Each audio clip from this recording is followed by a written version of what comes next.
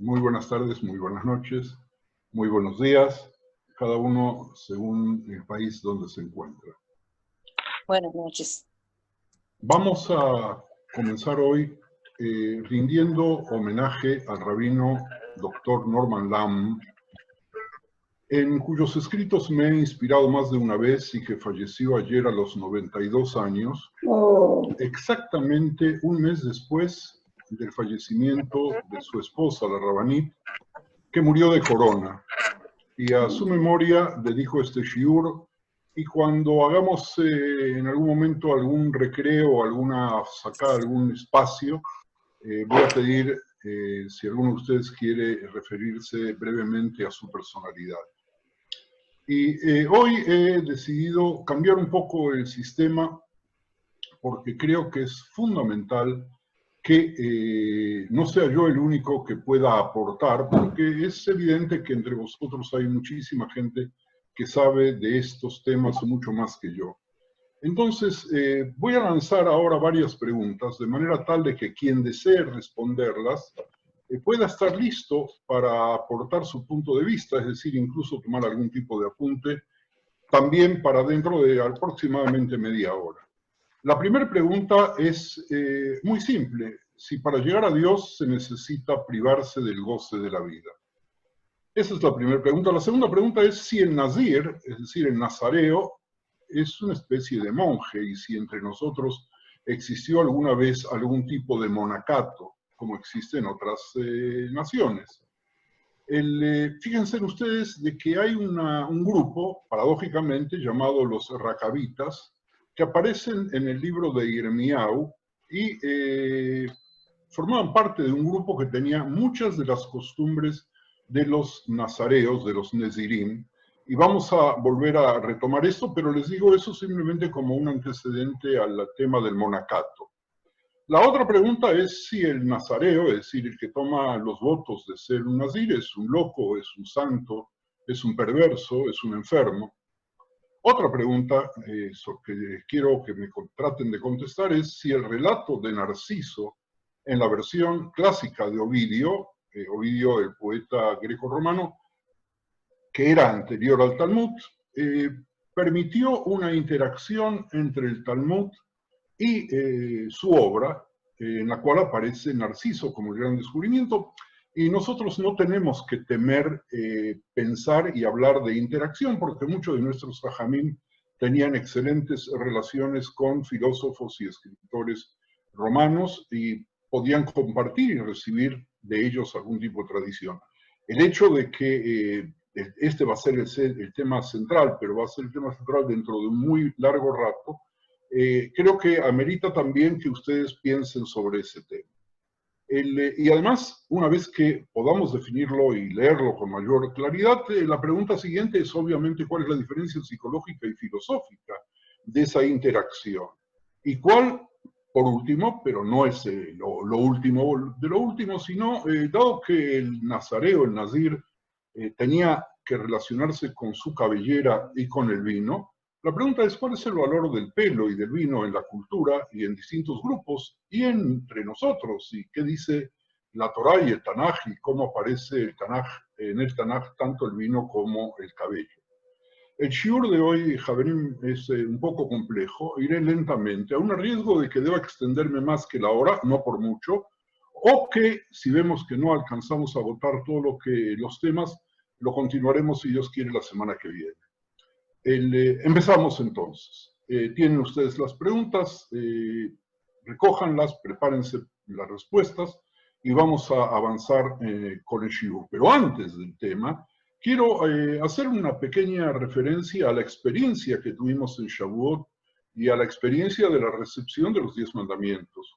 Nuestra época se caracteriza por el interés por las enseñanzas espirituales que muchos judíos reciben, tanto de Oriente como de Occidente, porque los judíos buscan la verdad y la profundidad y la voluntad de recibir la práctica diaria a través de la meditación o a través de otros modelos anímicos. Pero a veces, muchos de esos judíos que salen a explorar, incluso fuera de Israel, ese tipo de experimentación espiritual, permanecen alejados del judaísmo, quizás porque tienen dificultades para conectarse con la historia formativa que el judaísmo pudo aportar, o porque nosotros, los educadores, fracasamos en transmitir respuestas judías o preguntas judías que les pueden ayudar a elevarse espiritualmente. En Shavuot pudimos descubrir que existe un grado de alienación de la historia del monte Sinaí. Para entenderla, tenemos que mirar un poco más allá de la separación clásica, aparentemente completa, del pensamiento occidental, que divide por un lado a Dios, por el otro lado al mundo, por otro lado el alma humana. El judaísmo tiene una visión monista, es decir, única, que tiene que ver con el Ejad, y siempre se ha escondido en palabras detrás de la imagen. Si ustedes leyeron en Shavuot, o si leyeron en otro momento y recuerdan la revelación del Sinaí, van a ver que aparece ahí una especie de audiovisual, ¿verdad? Con música, con rayos, con truenos, con voces, con colores, con un monte, con una tierra, con un pueblo, y no es fácil poder descifrar exactamente lo que sucede allí, porque en el Sinaí no solamente se revela la voluntad de Dios, sino también nos podemos dirigir al Sinaí para aprender la forma de alcanzar el secreto de la esencia y de la existencia divina. Hay un relato de Rabbi Nachman de Breslav que dice que hay 49 puertas del conocimiento que fueron reveladas a Moshe. Acuérdense de los 49 días entre Pesaj y Shavuot, de Sfirat HaOmer, que no nos cansamos en discutir, sin terminar, obviamente. El número 49 se refiere también a las impurezas que había en Egipto, y sin embargo este rabino, Rabbi Nachman, muy popular en nuestro tiempo, dice que hay 49 puertas del conocimiento que fueron reveladas a Moshe. Pero la última puerta, la puerta 50, permanece cerrada. ¿Y por qué? Porque si se hubiera abierto esa puerta, Moshe hubiera alcanzado el estado total del saber. Es decir, hubiera borrado la distancia que hay entre lo divino y lo humano. Muchas veces cuando nosotros vamos en búsqueda de la espiritualidad, no vamos por la puerta número 1, ni por la puerta número 2, ni por la 20, sino que aspiramos llegar a las 50. El problema es que a veces queremos llegar a las 50 sin hacer la escala en ninguna de los portones del conocimiento y de la sabiduría previas que Moshe tuvo que hacer, según Rabbi Nachman, durante 49 estaciones. Porque el viaje interno, que el hombre se revela a sí mismo, puede encontrar su propósito en el mundo, para qué fue creado, para qué sirve vivir. Y entonces tiene esas 50 estaciones siempre aspirando a un poco más. Fíjense ustedes que nosotros no recibimos este llamado en lenguaje humano, pero nosotros, siguiendo a Moshe, somos capaces de ser el intérprete de quien nos convoca para transformar esta llamada en un idioma que sea comprensible para nosotros. Y fíjense ustedes lo que dice la Torá. La Torá trae un versículo interesantísimo. Moshe hablará y Dios responderá en voz alta. ¿Qué quiere decir eso? Que Moshe habló con palabras, pero Dios le respondió en voz alta, es decir, no con palabras, sino en voz alta, con voces y con relámpagos. Y es así como Dios habla, con sonidos, con relámpagos, y solo una persona como Moshe puede traducir esta llamada, esos truenos, esos relámpagos, esa voz alta, en palabras. Y entonces Moshe como profeta, no es solamente profeta, Javerim, sino que también es poeta, y es creador, y es intérprete, y es transmisor. Y nosotros aspiramos a hacer lo mismo que Moshe, es decir, poder ser de alguna manera profetas, pero antes que eso poetas, antes que eso creadores e intérpretes y fundamentalmente transmisores a nuestra familia, a nuestros discípulos, al mundo todo, porque para eso estamos. Entonces, el momento que une y salva las voces y el alegato en nombre de Dios es el puente entre el silencio de Dios y el discurso. ¿Por qué? Porque miren ustedes, la palabra Anojí, la primera de los 10 mandamientos, que quiere decir yo, está escrita con Aleph. Hay una cantidad de interpretaciones por qué la Torah empezó con Bet y no con Aleph, y por qué los 10 mandamientos empiezan con Aleph, y qué significa. Ahora fíjense ustedes que la palabra Aleph de Anojí no tiene sonido por sí mismo, porque las letras, en este caso Aleph es una consonante, si no tienen vocalización, son mudas. Entonces, solamente podemos convertir al Aleph en algo, en A, E, O, I, U, si aportamos vocales, es decir, si agregamos la voz a ese Aleph de Anojí. Es muy fuerte, pero necesitamos vocalizarlo. Ahora, esos puntitos son el discurso divino que deja espacio para la plena voz de nosotros. Deja la voz de Moshe para que pueda expresarse. Pero es también la voz humana en general y para toda la creación expresada en palabras, porque nosotros fuimos creados por el verbo, es decir, Dios dijo y el mundo y los seres humanos se hicieron. Pero fíjense en Haverim que el Aleph también representa el número 1, lo que incluye el secreto monista del otro como la unidad del universo. Hashem Echad, uno, nada más, uno, uno, uno. No hay otra posibilidad de visualizarlo ni de interpretarlo. Y el gran descubrimiento de la revelación de Sinai fue esa, Anoji Hashem Elokeja, Asher Hotzeticha Meretz Mitzrayim, Anoji, el Aleph, el número 1, el primero. Ahora, nosotros cuando leemos cualquier texto, lo leemos instintivamente desde el corazón y nos preguntamos en la historia de la primera persona, ¿qué estoy haciendo aquí? Y la respuesta debe ser, voy a leer los 10 mandamientos para buscar comprender la vida. Y ahora vamos a eso del Nazir. El Nazir, ¿qué es lo que desea? El Nazir quiere descubrir a través de su acción algo que excede su corazón y que no puede resolver sino por medio de ser un nazir. ¿Y qué es ser un nazir? Nazir es todo aquel que pretende, o pretendía también en nuestra época hay nazirim, con condicionamientos obviamente, pretendía consagrarse a Dios y para eso se abstenía de beber vino y fermentos provenientes de la uva, debía dejar crecer su cabello, no debía impurificarse ritualmente con ningún cadáver, y si ocurría eso accidentalmente, debía rasurarse la cabeza, ofrecer un corbán de expiación, y luego volver a contar el tiempo de su obligación como nazir. Al finalizar los días de su nezirato, ofrecía un corbán, se rasuraba, se afeitaba la cabeza, y quemaba los cabellos en el fuego de ese corbán.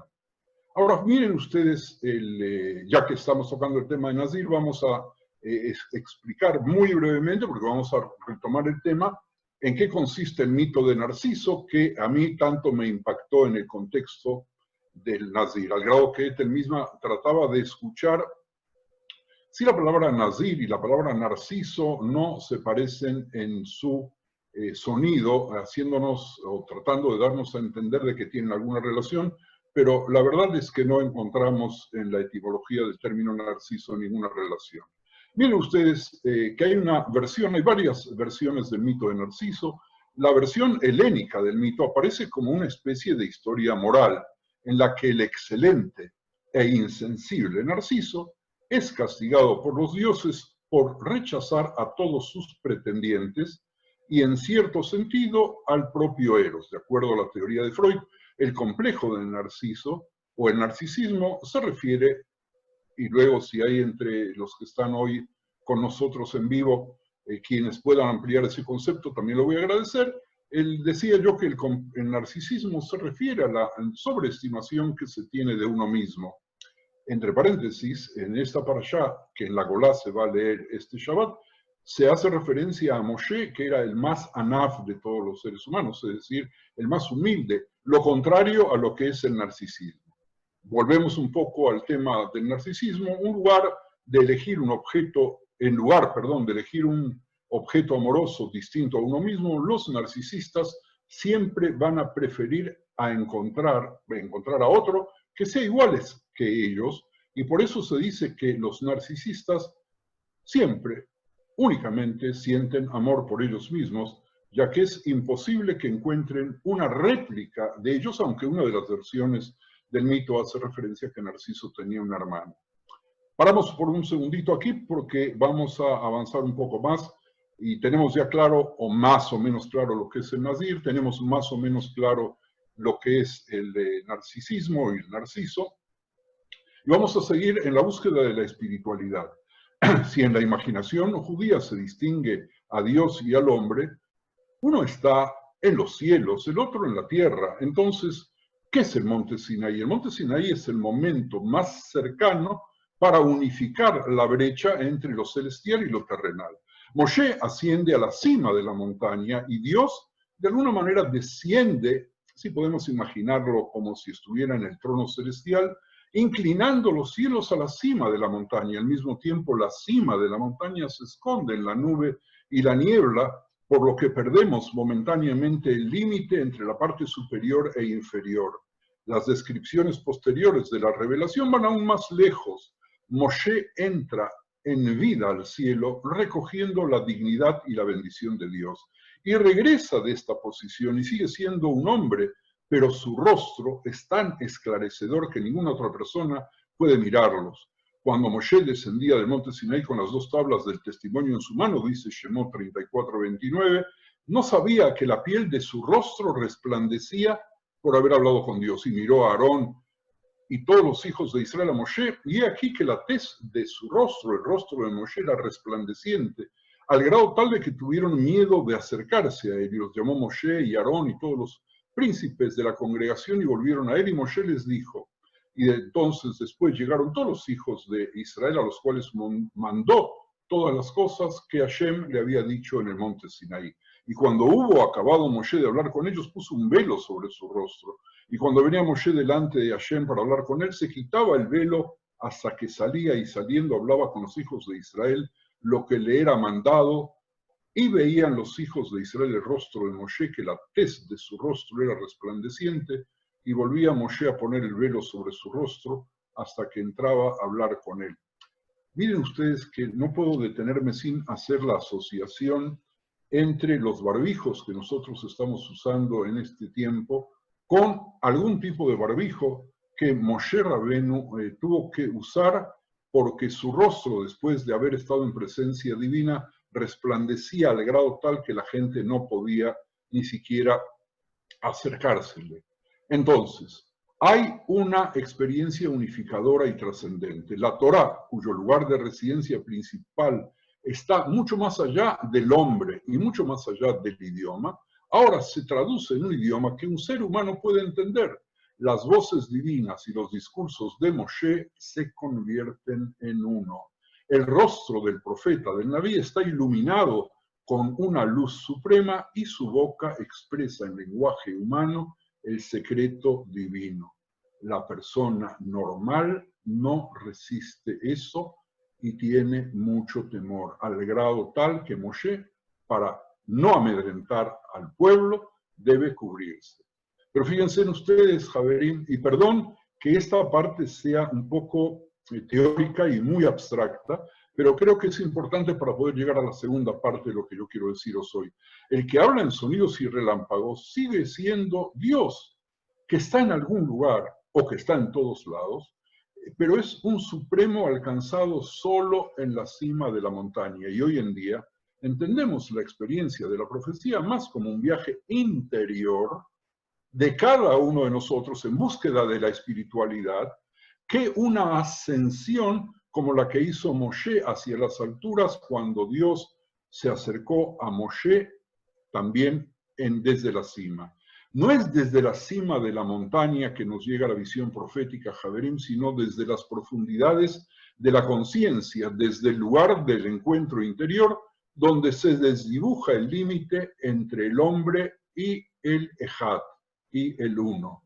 El cielo, que es el propósito de este viaje, por lo tanto, se encuentra, si es que permitimos su entrada, dentro de nuestra alma. Ahora miren ustedes, usé esta metáfora, pero hay otra metáfora que a mí me gusta no menos y que suena quizás más apropiada para nuestra percepción. ¿A qué viaje nos dirigiremos para expresar nuestro ser interior en busca de la elevación espiritual? Tenemos una respuesta muy simple. Nuestros primeros antepasados, Javerín, fueron cavadores en el desierto. Abraham Avinu conoce y posee toda la Torá, dicen los sabios, incluso antes de que sea entregada en el Sinaí. ¿Y de dónde llega ese conocimiento? Aprendió toda la Torá mirando adentro, cavando en un pozo interior en búsqueda de Maim Haim, de aguas espirituales. La Torá nos dice en Bereshit 26 que Yitzhak volvió a cavar los pozos de agua que habían sido cavados en los días de su padre Abraham, porque los filisteos los habían cegado, los habían tapado. La lucha entre nosotros y los filisteos, no importa qué identidad asuman los filisteos en cada una de las generaciones, es siempre en la búsqueda de cavar y excavar y buscar el agua pura, y aquellos que no pueden tolerar que nosotros estemos en la búsqueda del agua y tapan los pozos. Cuando los siervos de Yitzhak cavaron en el valle, encontraron allí un pozo de aguas vivas. Entonces riñeron, se pelearon los pastores de Gerar, dice la Torá, con los pastores de Yitzhak, diciendo: el agua es nuestra.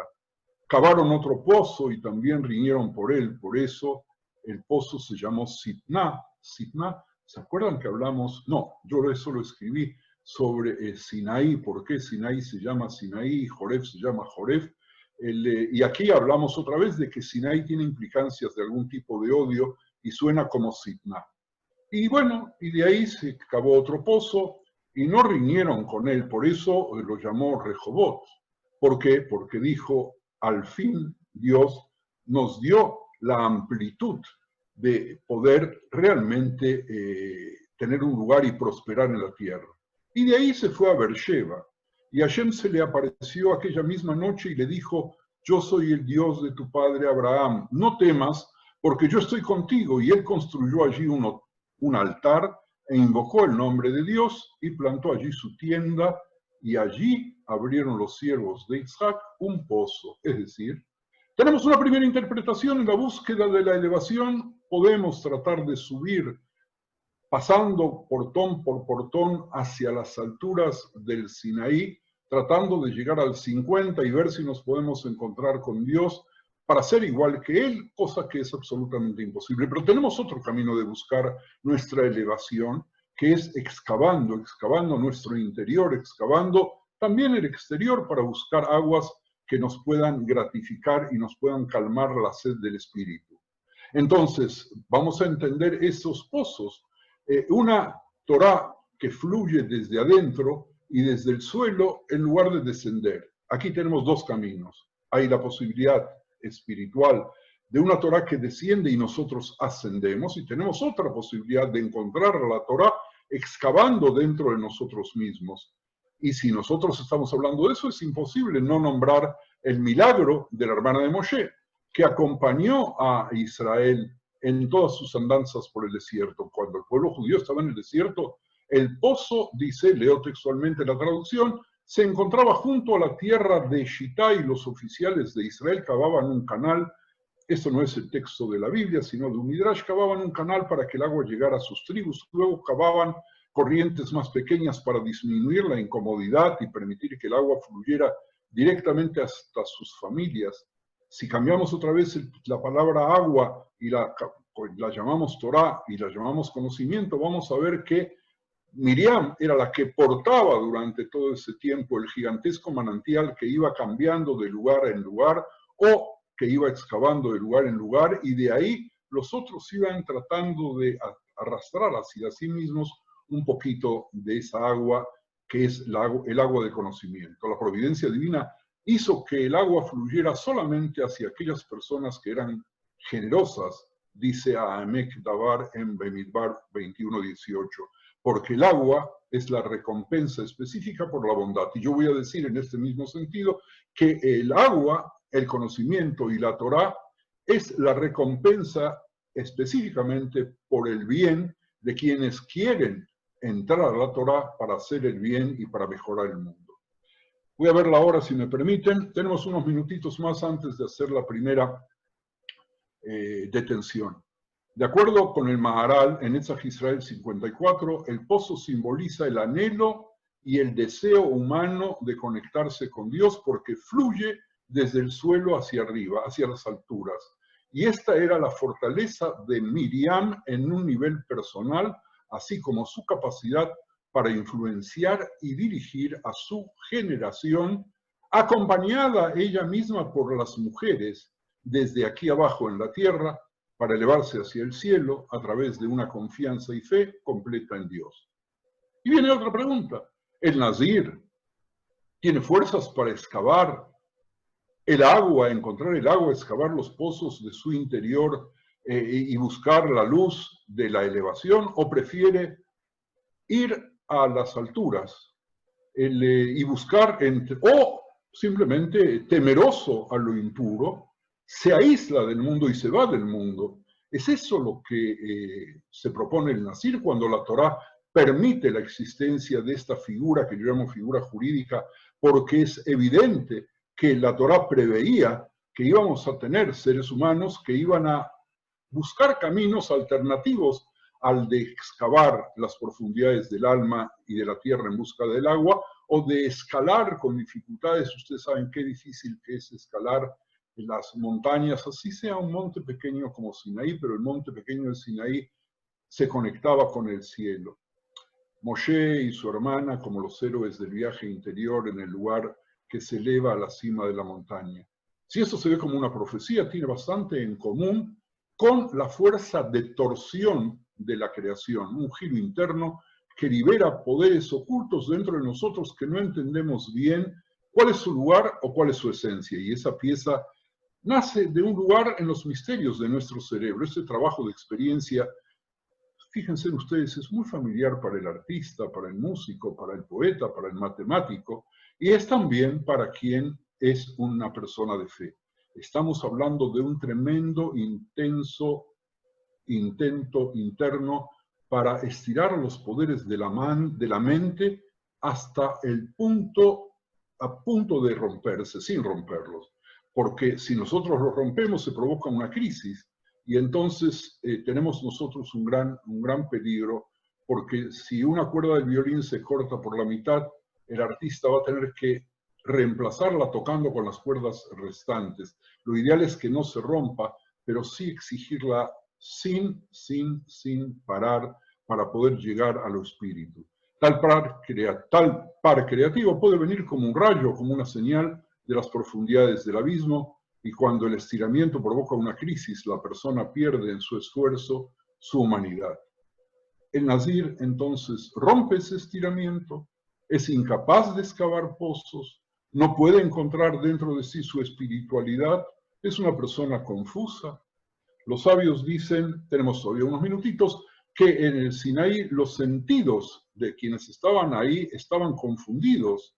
E Israel estaba escuchando, pero viendo el sonido. Roim et akolot, dice la Torá, vemos las voces, que es un absurdo lógico, si lo leemos simplemente, pero la confusión de los sentidos apunta a un momento trascendente pero interno. Preguntamos, ¿es mío o vengo de un lugar más allá de mi propio yo? ¿Existe ese pasaje de lo común a lo santo dentro de mí y me afecta en el poder o la percepción? ¿Cómo respondemos a esa pregunta? El lenguaje que tenemos nos permite discernir diagnósticos. Dichos minutos de confusión pertenecen a un nivel diferente de conciencia que el momento creativo. Pertenece al importante pero diferente reino de la contemplación. El flujo libre de fuentes internas dentro del acto de creación no deja de darte una oportunidad para estas sutiles preguntas sobre lo que viene de mí y lo que viene de un lugar misterioso, de lo que está más allá de mi ser creativo y donde se desdibujan el límite entre lo tuyo y lo mío. Cuando el alma humana, con la capacidad de amar y resistir al miedo, participa con la mente en un momento tan creativo, inspirador o revelador, nacer de ella puede llevar el carácter de la creación religiosa. ¿El nazir desea nacer a través de volverse nazir? La Torá de Israel representa una de las grandes reuniones del hombre con el que está oculto y detrás de todo, y el recuerdo de ese encuentro ha cambiado el mundo y el carácter y el propósito de las personas que le juran lealtad. Aceptamos la responsabilidad de vivir como alguien que está delante de Sinaí. Todas las formas de vida y expresión religiosa que hemos creado a lo largo de los siglos son parte de nuestra respuesta continua a la lectura desde la montaña a la revelación de Sinaí, que es un proceso en el que todo lo que creíamos saber se ve desafiado. en este momento de sinestesia me refiero a la sensación que se produce en una parte del cuerpo a consecuencia de un estímulo aplicado en otra, en el que nuestros sentidos se invierten, vemos truenos y oímos imágenes. La montaña humea, el mundo nos habla de formas nuevas, sorprendentes y previamente inimaginables. Es el nazir quien no puede tolerar la sinestesia y busca depositarla exclusivamente en sus represiones. Es una pregunta muy difícil porque entre vosotros hay médicos y saben perfectamente lo que significa la sinestesia y no solamente en la referencia a un dolor reflejo. Entonces, quiero solamente detenerme por un instante para poder permitir que vosotros tratéis de contestar las preguntas y que podamos hacer un brevísimo homenaje a Rav Lam, Zichrono Libraja. Shavuot no solo conmemora la experiencia de nuestros antepasados que recibieron la Torá en el Sinaí, sino que nos invita a habitar este sagrado proceso de recepción, recibiendo, nosotros que estuvimos ahí, la Torá todos los días, también lo dijimos ya alguna vez. En el judaísmo, la revelación es un proceso continuo en el que nuestro aprendizaje, comentario e ideas son esenciales. La Torá dada a los antiguos solo puede convertirse en la Torá de la verdad cuando cada lector toma esa vida eterna implantada dentro de nosotros y la usa para releer la Torá de una manera que habla en nuestras propias vidas. Dios no solo reside detrás del texto como garante de su elasticidad infinita, sino que también habita dentro de nosotros en las cámaras más recónditas de nuestra creatividad infinita. Cuando activamos nuestra creatividad, aprovechamos las vastas posibilidades de lo que nosotros, la Torá y Dios, podemos llegar a ser. ¿El nazir es capaz de aceptar esa flexibilidad o se siente perdido y necesita encontrar el entablillado porque teme desarmarse en la búsqueda de la santidad? El rigor, la austeridad, la rigidez, la severidad, la restricción, la coartación, la cohibición, las jumbrot que nosotros nos fijamos, ¿son buenas para el judaísmo o son contrarias? Y aquí me detengo porque lo que quiero a continuación de vuestra participación es llegar a la Guemará y tratar de ver si el sacrificio del nazir es un sacrificio, la ofrenda que tiene que presentar después, es pura o es impura, y ver si nos alcanza el tiempo para poder hablar de Nezirim como Sansón, Shimshon Agigor y otros que nosotros tuvimos, incluso Shmuel Anaví. Me detengo aquí y quisiera, si Sam se encuentra ahí, que nos pueda dedicar unas palabras al Rav Lam Zichrono Libraja y luego quienes tienen respuestas a las preguntas que planteamos, poder aportarlas. Gracias, Rabino. Muy interesante todo lo que nos ha expuesto. Buenas tardes a todos. Rabino, ante todo le agradezco mucho, me dé la oportunidad de pronunciar unas breves palabras en memoria de Rav Norman Lam. Usted sabe que durante muchos Shabbatot, pues sus palabras nos acompañaron en Madrid y quiero recordar este hecho. Rav Lam fue un hombre que desde muy joven se atrevió a provocar a sus coetáneos, a las comunidades judías de Estados Unidos y sobre todo del nordeste de Estados Unidos, para que volvieran al judaísmo. Estoy hablando de los años 50 y cuando uno lee lo que fue capaz de escribir y cómo se dirigió a esos judíos que vivían en esa época, uno no cabe duda, tiene que admitir que era un hombre de muchísimo valor y no entendemos, hermanos, yo no puedo entender cómo pudo sobrevivir después de haber dicho todo lo que les dijo para hacerles tomar conciencia de que tenían que volver a un comportamiento, a una praxis judía, cosa que consiguió, puesto que los que sois conocederos de la realidad de los Estados Unidos de los años 50, pues cuando lo comparáis a la realidad de los Estados Unidos de los años 70 y 80, pues simplemente no tiene absolutamente nada que ver. Ni en cuanto al número de escuelas, ni en cuanto al número de alumnos, ni en cuanto al número de sinagogas y de gentes que entraron dentro del judaísmo y que pudieron fundar familias judías y desarrollar una vida judía completa, en plena armonía con las enseñanzas de la Torá. Rav Lam era decano de Yeshiva University, fue alumno de Rabbi Yosef Soloveitchik, Zichrono Libraja, y de esta manera fue un transmisor de la ortodoxia moderna hasta hoy. Uno de sus alumnos, Rav Meir Soloveitchik, es gran amigo mío y me contaba justamente el valor que tenía este señor en poder en decir todo lo que se atrevía a decir.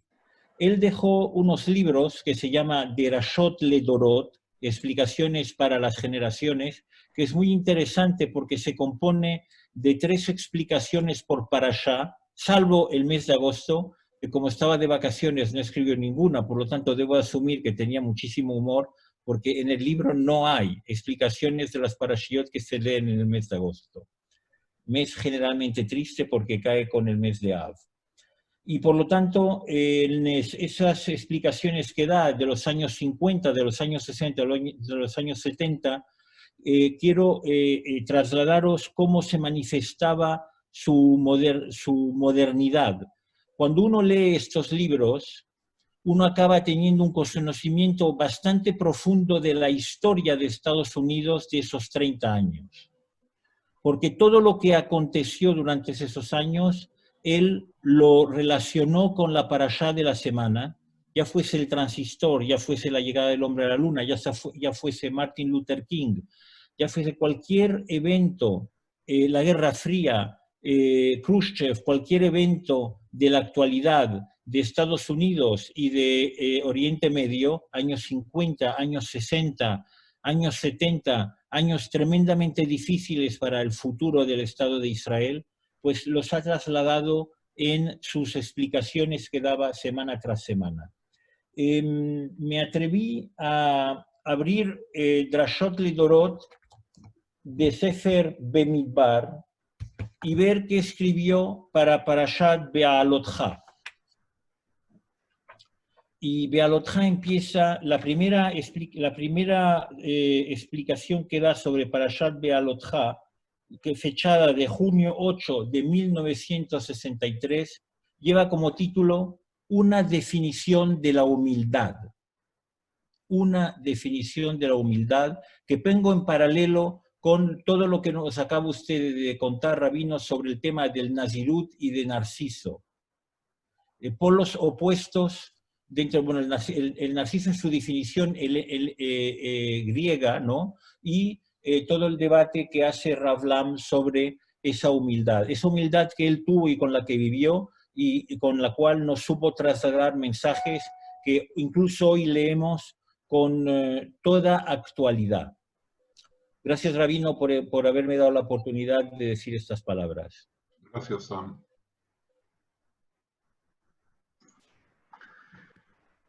Ok, Javier, el que quiera tratar de responder los desafíos que el RAF nos hizo, o comentar, o preguntar.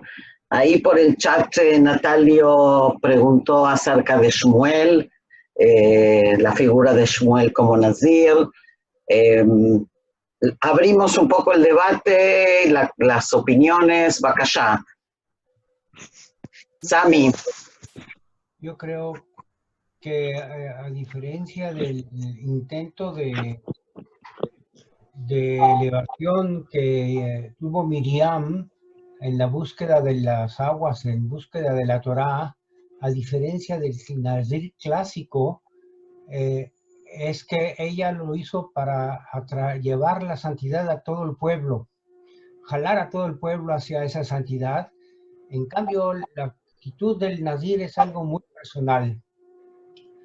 Pero creo que el Nazir cumple en forma ultimativa con la mitzvah de Be'ahavta et Hashem Elokeja. El Rambam en el Ilhot Deot Gimel Aleph escribió: Anoder la Hashem, el que ofrende a Dios, Derech Kedoshá es una senda sagrada, Arei Ze Naeu Meshubach es agraciado y engrandecido, y su medida de Ushkaló a Katuf Benaví y su medida como la referencia a un profeta. El término sagrado es equivalente a dedicado. Un animal que su dueño dedicó para Corbán en el Bet HaMikdash era sagrado, dedicado, no santo. Lo mismo el diezmo que los agricultores separaban y dedicaban a Dios. Lo mismo el nazir que escoge el monacato como una dedicación a Hashem. No lo hace por humildad, tampoco porque se suscribió a Alcohólicos Anónimos o porque quiere separarse de la mujer o porque ya tiene que hacer una dieta de salud. Todo lo hace para crear una situación de elevación espiritual. Los placeres distraen al hombre y en su dedicación quiere concentrar toda su atención al espíritu. Únicamente el alma puede acercarse, en este concepto, únicamente el alma puede acercarse al Todopoderoso en una dimensión que está fuera de la percepción física, no, de lo que no se puede percibir con los sentidos, ni ver, ni oír, ni tocar, ni oler o saborear. Un concepto totalmente metafísico y es un esfuerzo que se dedica totalmente a Hashem. Algunos de los grandes Jajamim actuaron al menos en parte de sus vidas como Nazirim, lo que les permitió escribir en gran parte de sus legados, ya que para ello tenían que concentrarse y dedicar dedicaron todo su tiempo al estudio de la Torá y a componer los importantes libros que forman ahora parte de la Torá Sheba'al Peh, la enseñanza hablada.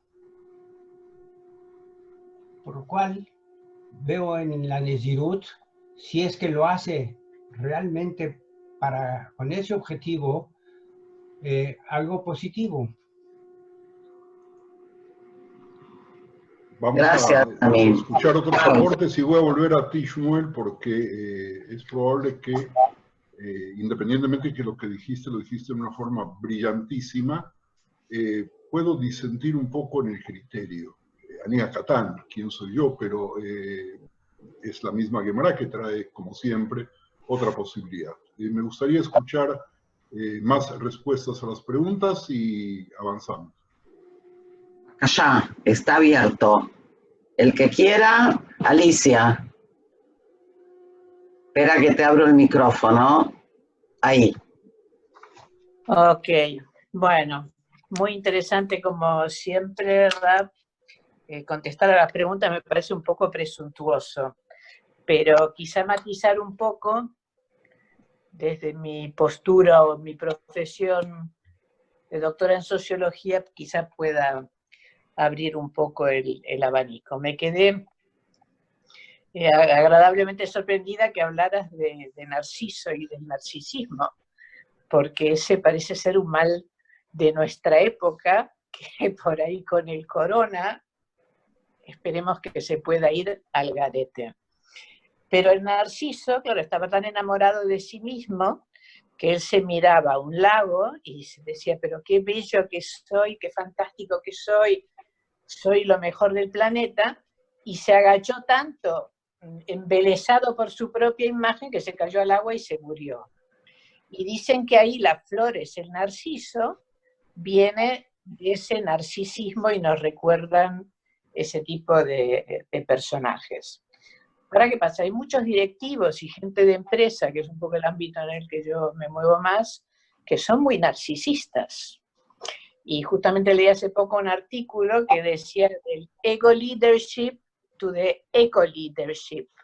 Es decir, de fijarse en uno, yo, no escuchar a los demás, como suele suceder con la mayoría de los políticos, que todos se creen que son súper maravillosos, a empezar a mirar y a escuchar a la comunidad, que creo era un poco el ejemplo que tú diste de Moshe, que es, digamos, la humildad. Entonces, yo creo que en tiempos de crisis como estos, en donde yo veo la parte positiva de la reclusión. O sea, hay gente que se volvió medio loca, divorcios a punta pala, en fin, niños medio enloquecidos, porque la gente no está habituada a convivir, a hablar, a estar en familia, lo que hacemos para el Shabbat los viernes. O sea, yo con esto del COVID, mi hijo decidió celebrar los Shabbat, y ahora todos los viernes estamos en familia con mi ex marido, con los padres de mi nuera, con mi hija que está en Barcelona.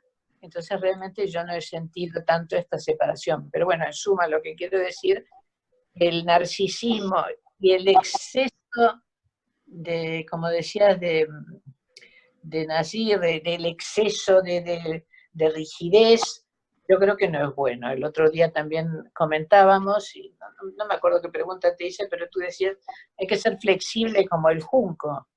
Y yo creo que esa es un poco la clave de la felicidad, no ser rígido, porque en el fondo eso es una inseguridad tremenda, sino que tu mundo interno te dé esa capacidad de que puedas flexibilizar y puedas también aceptar posturas distintas. No digo aceptar, pero por lo menos respetar, a escuchar al que piensa diferente. Y bueno, darte las gracias y también a Sam y a los demás, porque realmente esto es un enriquecimiento, el regalo de los lunes para ya tener una buena semana. Así que sobre todo agradecer, y no sé si estas pequeñas pinceladas sirven para ampliar un poco estos conceptos. Muchas gracias. Gracias a ti. Gracias, Alicia. Yo tengo también una pregunta, un pensamiento que me quedé, y es tal vez esto que preguntabas, si acaso la figura del Nazir, eso no es una figura positiva, o si hay acaso un ideal de vida que es el apartarse del goce mundano. Y todos sabemos que no, o sea, que no fuimos ni siquiera educados en eso. El judaísmo no habla de apartarse del goce mundano. Y creo que sí vale la pena recordar que el Nazir en general es una figura que tiene que ver con un voto. O sea, la persona hace un voto de Nazirut por un periodo determinado de vida, sacando algunos casos, como me imagino que vas a hacer referencia de Shmuel y de Shimshon, que estamos hablando de Nezirut de toda la vida, pero, y lo traigo un poco a colación yo siempre con mi sombrero de la parte femenina, pero aquella mujer, por ejemplo, que está casada con un hombre que ha decidido hacer un voto de Nezirut y no mantener relaciones íntimas, le puede exigir romper el voto después de los 30 días o divorciarse. O sea que hay en eso, que si bien es un tema legal, creo que hay un marcar la importancia de que esto está bien si es dentro de un límite. Como ideal de vida, que ahora nos convirtamos todos en monjes, no parecería ser lo que nuestra Yahadut aspira. Me da esa sensación, ¿no? No sé, con eso me quedé un poco. Así que bueno, devuelvo el micrófono. ¿Puedo, Rabino, una pregunta? Sí, Sam. Sí, en primer lugar, eso de hacer las preguntas antes es muy interesante, Rabino, como técnica. Con permiso, le voy a hacer una. Yo no tengo constancia de Nezirim que decidieron ser Nezirim, salvo por lo que los padres les obligaron a hacer. Son los que conozco. Conozco a Shmuel, conozco a Shimshon, pero no conozco a personajes de nuestra historia que decidieron ser Nezirim de mayores, sino salvo por voto de los padres. Con lo cual abre un ángulo muy interesante aquí, porque tiene que ver con lo que de la proyección que los padres hacían sobre el destino de sus hijos. No vamos a entrar ahora en la vida de Haná y en la vida de la madre de Shimshon, pero me gustaría que me diese usted algún ejemplo de algún nazir que se hizo nazir a los 40 años. Bueno, dos ejemplos. Uno de ellos, no sé si a los 40 o a los 50, pero lo que yo tengo todavía falta para llegar a él, es casualmente la postura del gran Cohen Gadol, que había decidido que no comía de las ofrendas del Nazir. Y hasta que de pronto, dice la Gemara, se encontró con un Nazir, vamos a verlo dentro de unos minutos, o espero que sí, estaba mirando el reloj otra vez, espero que sí, que habla de un caso. Ahora tengo una sorpresa para muchos de vosotros, y es que yo conocí a un ex Nazir, que fue el Rav Shear Yishuf Cohen, que fue Rav Rashi de Haifa, que falleció hace poco tiempo, hace pocos años, y cuyo padre era el Nazir que estuvo compartiendo, así se llamaba, el que estuvo compartiendo y escribiendo prácticamente la Torá del Rabino Kook. Y el mismo Shari Shuf Cohen, Zichron Libraja, que era una gran persona, en una oportunidad me contó en qué ocasiones el padre, que a él lo hizo Nazir de pequeño, cuando cumplió los 16 años lo liberó del voto, aunque de por vida Shari Shuf Cohen no comió carne. Pero sí, estamos hablando de una persona, el padre, el gran Nazir, así se llama, de apellido Cohen también, habrá fallecido hace 30 o 40 años atrás. Es decir, de que todavía por aquí y por allá podemos encontrar algunas personas que han decidido asumir el voto, lo que muy bien dijo Ethel, que es un compromiso. La Torah no quiere que la gente haga votos, que haga promesas, que lo limiten de ninguna manera. Y dice la Gemara en Nedarim, Tov Shelot Tadir Mishetadir Velot Kayem, es mejor que no prometas antes del riesgo de no poder cumplirlo. Es decir, sí lo hubo, aunque no hay mucha referencia a eso, porque probablemente en unas épocas hubieron demasiados. Y al pasar, hice una referencia a un grupo muy grande que vivió en la época del profeta Irmiau, y que aparentemente eran descendientes. Si tenemos tiempo voy a leerles los psukim, porque ese grupo tampoco quería tener bienes materiales, casas, vivían en tiendas de campaña, y aparentemente eran descendientes de Yitro. No se sabe exactamente quiénes eran, algunos dicen que formaban parte del pueblo judío íntegramente, pero sí el profeta hace referencia a un grupo grande. Hablábamos antes de lo monacal, utilizando la terminología de Shmuel, del otro Shmuel, de Shmuel de Kfar Saba, en el sentido de que para ser monacal tiene que formar parte de un grupo. Así que sí, ha habido también en nuestra época, cuando no se aplican las normas específicas de la Torah, porque no tenemos Beit HaMikdash. ¿Algún otro comentario? Porque quiero hacer referencia al tema del vino, que yo estaba seguro que alguno de vosotros iba a hacer referencia al vino y al cabello, para poder contestarle a Natalio sobre el tema de Elí, el sacerdote, y a Shmuel y a Ishai, etcétera, etcétera.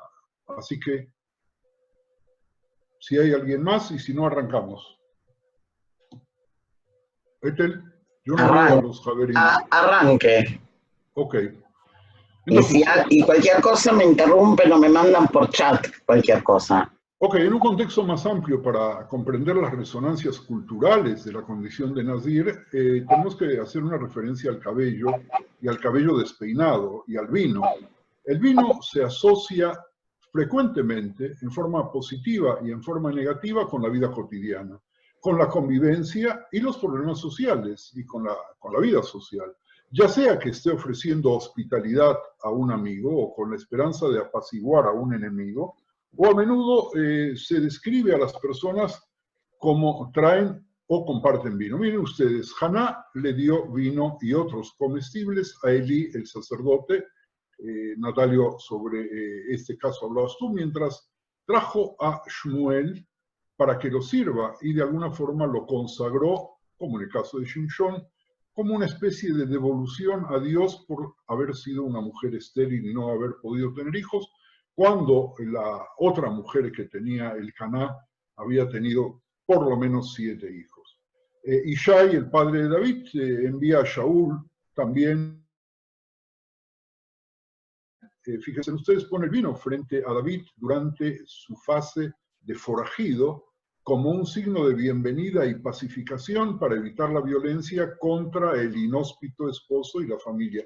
Abigail es un personaje que aparece en el Mishe Beraj de las comunidades sefardíes como una profetisa y como una mujer muy importante. Algún día vamos a retomar, en realidad, Tete, tienes que tomarlo tú ese tema para poder hablarlo. Abigail se dio prisa, dice el Sefer Shmuel, y entonces tomó 200 panes, 2 odres de vino, 5 ovejas, grano tostado, racimos de uvas, de pasas, tortas de higos, y lo puso sobre asnos para llevarlo a David. Eso aparece en el libro de Shmuel 25:18, en el primer libro de Shmuel. El vino tiene un significado para las korbanot. Aparece en Shemot y en Vaikra. Hay una ofrenda de cereal de 2/10 de una ifá, etcétera, y salteo, porque nosotros podemos encontrar lo que hace el vino en la escena de Abraham y Malquitzedek en Bereishit 14, que sacó pan y vino, junto con el pan, el vino denota la participación social en la comida, con implicaciones de alegría, compartir, etcétera. Gozo y alegría, matando vacas y degollando ovejas, comiendo carne, bebiendo vino, diciendo comamos y bebamos, porque mañana moriremos, dice Yeshayahu 22:13, en un versículo terrible que hace recordar el Carpe Diem, pero en una forma muy, pero muy negativa. Y la vid, dice la vid, no David, sino la vid, en el libro de Shoftim 9, respondió, he de dejar de dar mi mosto para que alegra a Dios y a los hombres para ir a ser el rey de los árboles. El vino es un medio cultural, debe ser fermentado, requiere habilidad en su producción, hay que tenerle tiempo, hay que tenerle paciencia. Y abstenerse del vino es separarse un poco de lo social y cultural. No en vano el judaísmo considera de que no se debe beber el vino ritual, no solamente porque se usaba en el culto del dios Baco, sino porque desde el punto de vista social hay ciertas asociaciones humanas que nosotros tenemos que controlar y no dejarnos controlar ni por la bebida ni por las drogas. Miro el reloj otra vez. Por otro lado, el vino en la Torá se asocia a un comportamiento excesivo y antisocial, como en el caso de Lot borracho, Bereishit 19. Ven, demos a beber vino a nuestro padre y durmamos con él y conservemos de nuestro padre descendencia, y dieron de beber vino a su padre aquella noche, y entró la mayor y durmió con su padre.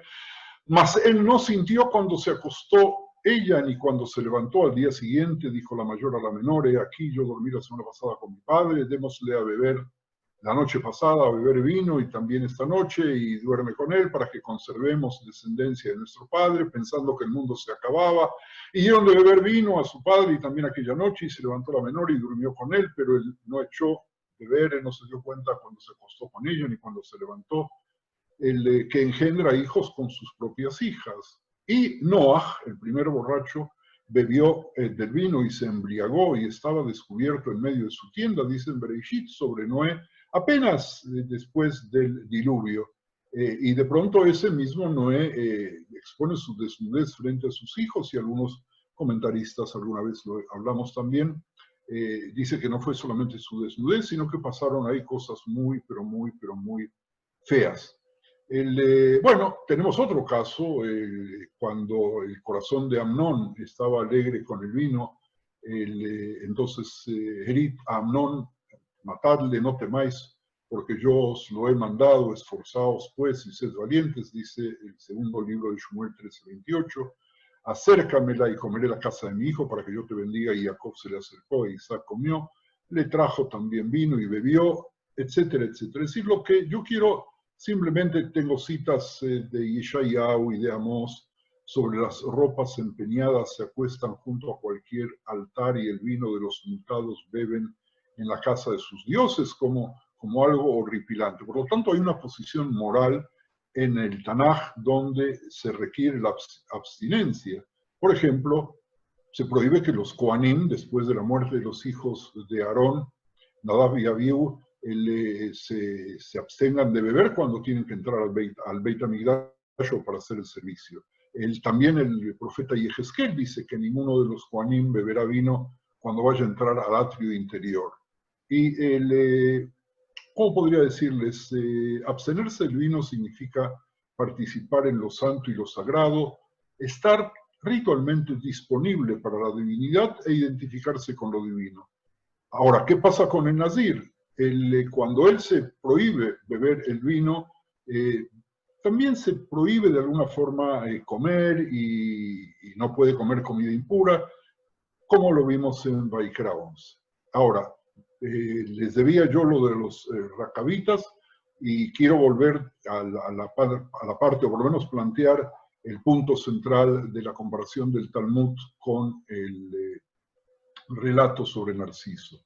El libro de Irmiao, en el capítulo 35, habla del grupo de los racabitas, que era un clan nómade fundado en tiempos del rey Yehú por Yonadav, hijo de Rehab. Según el Tanaj, los miembros de este clan se enfrentaron a los adoradores de Baal en la época del profeta Elisha. Esto va, Shmuel San Benjo, para ti, porque aquí tienes un ejemplo concreto. Este grupo se caracterizaba por oponerse al sedentarismo de los agricultores porque lo asociaban con la corrupción de la vida religiosa. Alicia, de alguna forma, al hablar de lo político y de los políticos, dio a entender también lo que puede suceder en estas circunstancias. Ahora, su héroe ancestral de este grupo les prohibía no solamente beber vino, sino también vivir en casa, sembrar o plantar. Y entonces tenemos que ver los usos de los Nezirim en función de este grupo.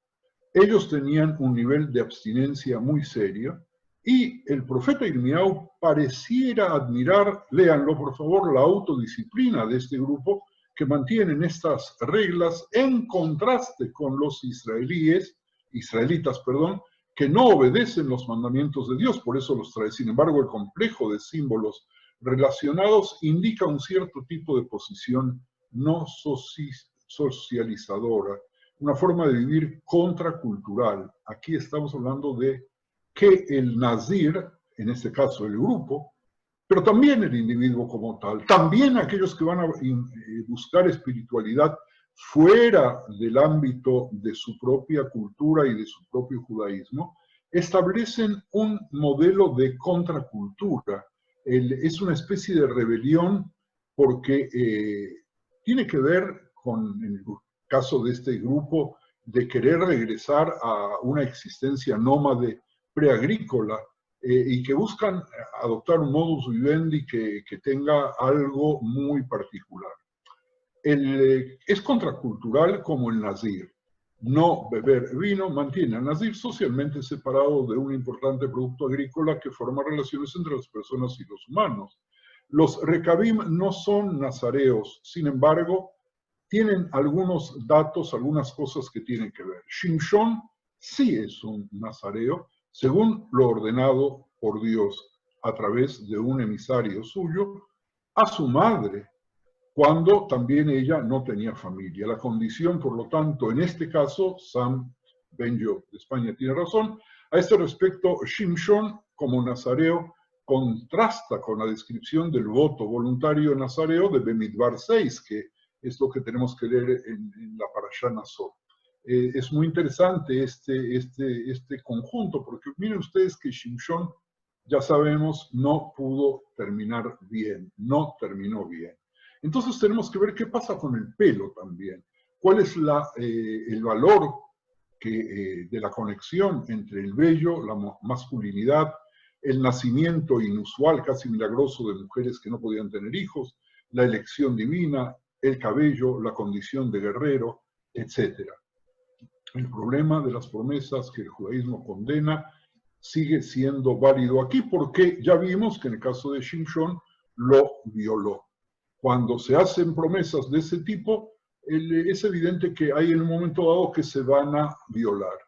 Entonces yo miro el reloj y les pido que me den unos minutitos más, porque en el siglo XIX aparece una mujer llamada Elena Blavatsky, conocida como Madame Blavatsky, que era una escritora, ocultista y teósofa rusa, que falleció en 1891 y viajó por Turquía, por Egipto, Grecia, y de alguna forma empezó a buscar y puso de moda la espiritualidad, por eso la traigo.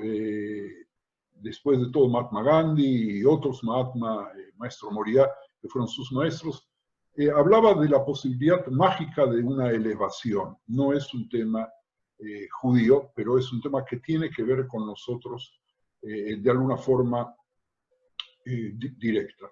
Perdónenme un segundito. Ya tocamos el tema de Ovidio,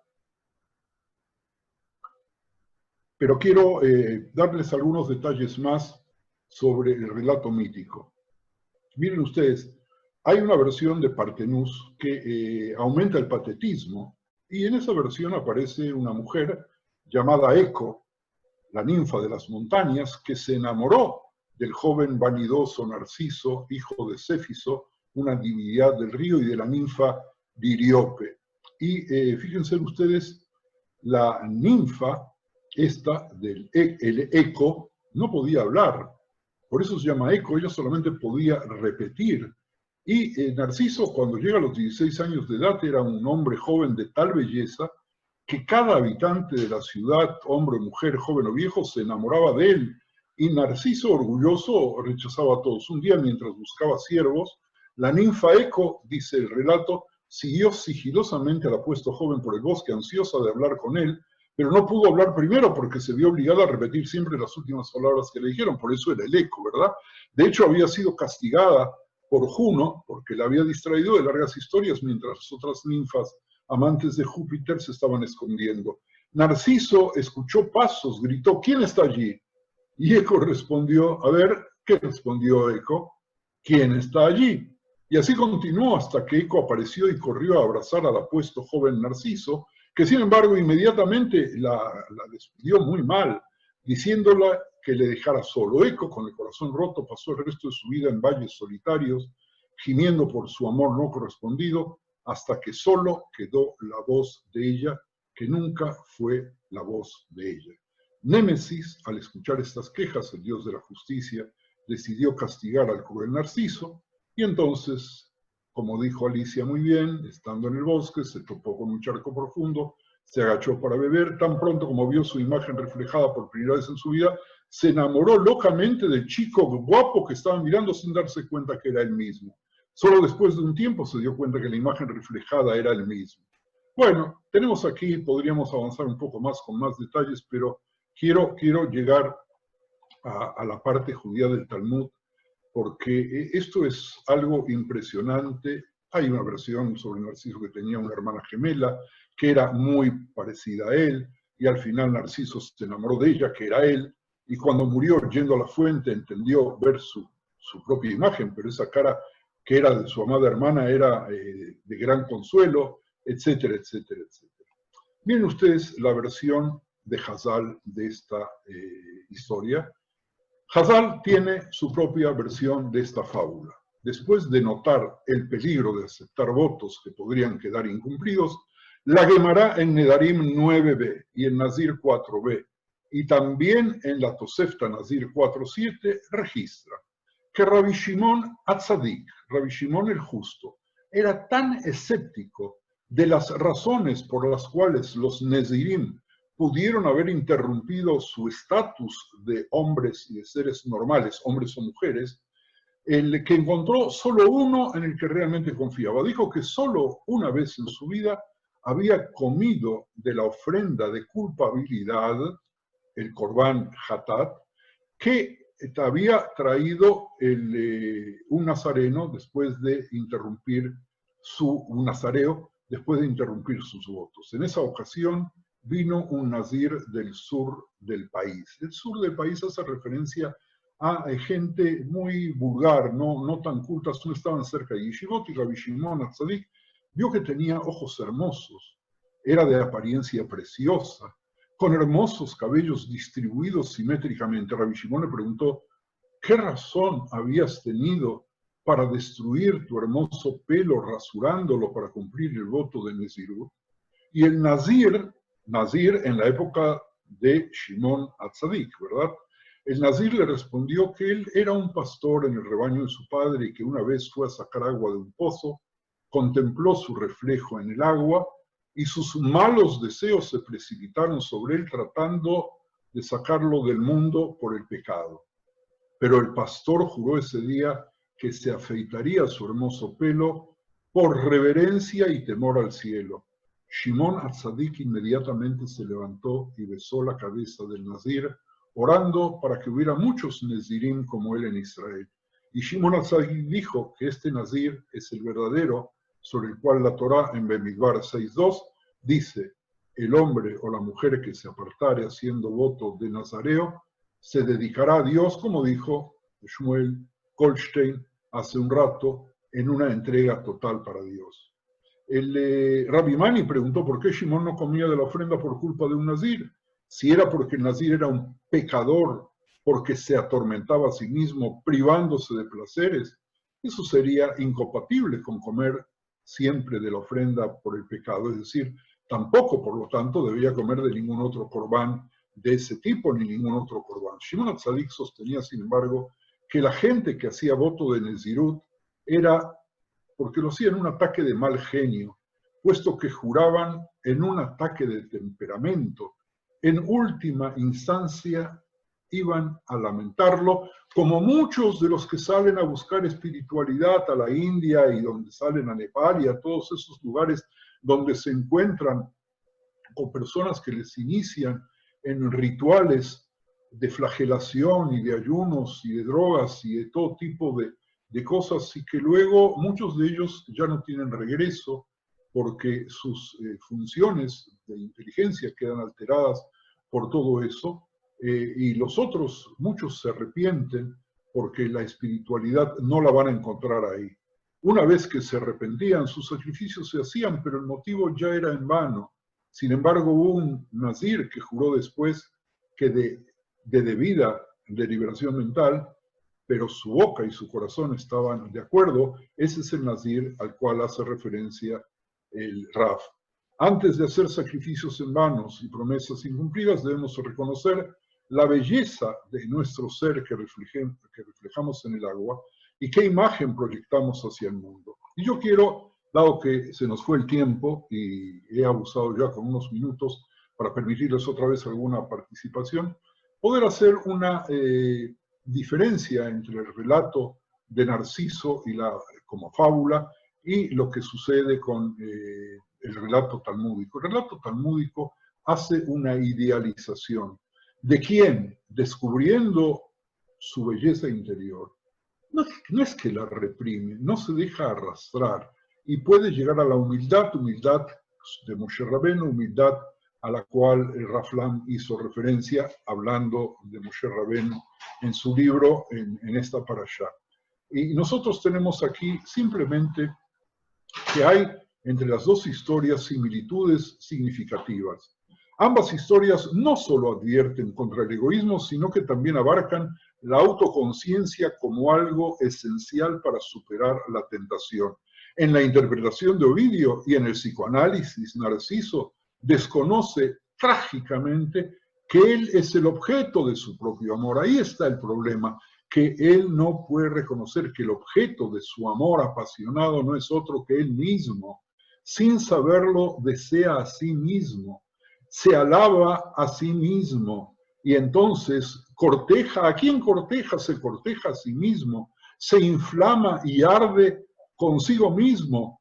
Nada más cuán a menudo nosotros nos encontramos con estanques engañosos, cuán a menudo tratamos de abrazar el cuello y hundimos los brazos en el agua, pero no nos podemos abrazar en nuestros propios brazos, porque lo que ha visto Narciso no lo comprende, pero por lo que está inflamado, lo seduce, lo lleva al error y engaña sus ojos. En contraste, el quid de la historia de la Gemara es la capacidad del joven para etiquetar honestamente el deseo como externo a sí mismo.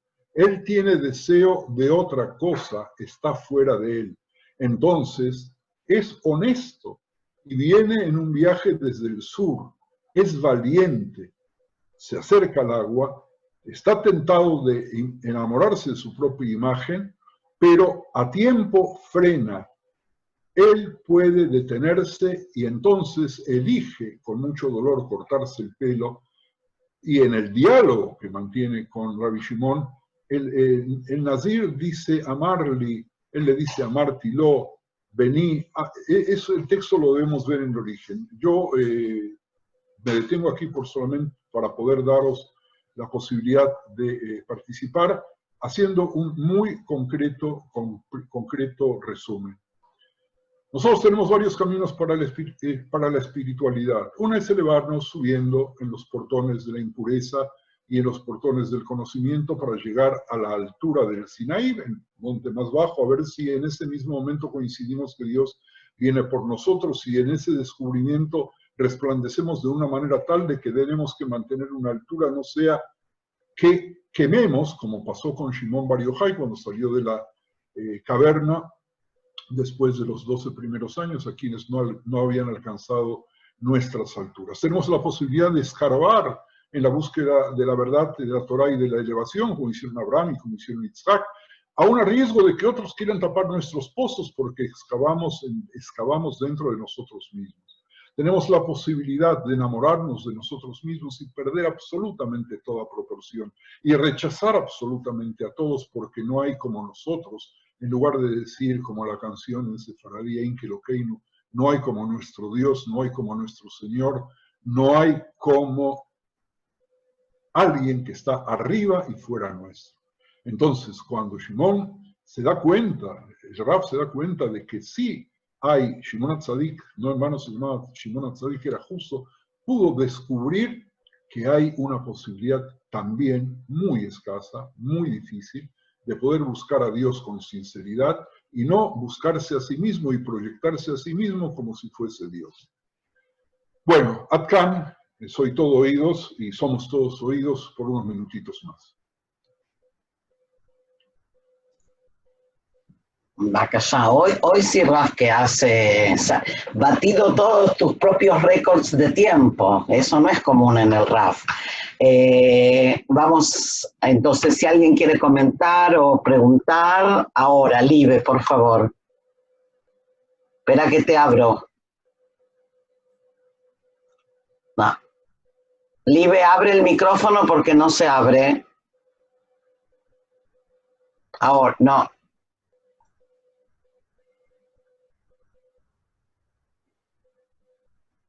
Audio. Ahora sí, ahora sí. Ahora sí. Bueno, lógicamente decirles que, como seguramente a todos, que estoy extasiada con este shiur de Rahmiel y con los aportes, pero ante la pregunta de Rahmiel, su primer pregunta, para llegar a Dios, ¿es necesario privarse de los placeres de la vida? Bueno, encontramos las respuestas, pero a mí me brota recordar al movimiento jasídico. Yo procedo por mis ancestros, mis abuelos, que han pertenecido al movimiento jasídico, y que fue por excelencia la demostración cómo a través del estudio o a quienes no podían acceder por la persecución y por los pogroms y demás, a través de los placeres, del canto, del cuento, del baile, podían ser felices y llegar a Dios. Nada más. Gracias, Libe. Alicia. Y cerramos porque se nos ha hecho tarde. Sí.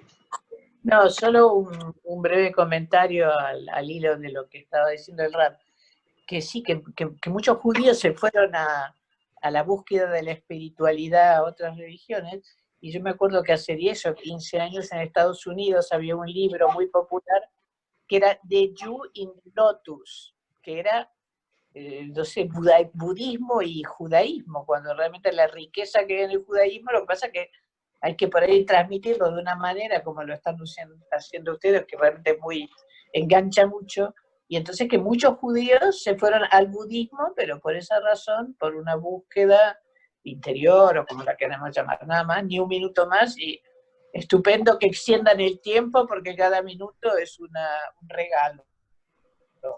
Así que encantada de que nos pasen los límites. Muchas gracias a todos. Nos vemos, si Dios quiere. Muchísimas gracias. Nos vemos. Semana, y que todos estemos sanos y fuertes para poder seguir escudriñando, haciendo excavaciones y tratando de subir a las alturas, cada uno por su propio camino. Muchas gracias a todos. Muchísimas gracias y que tengamos una buena semana.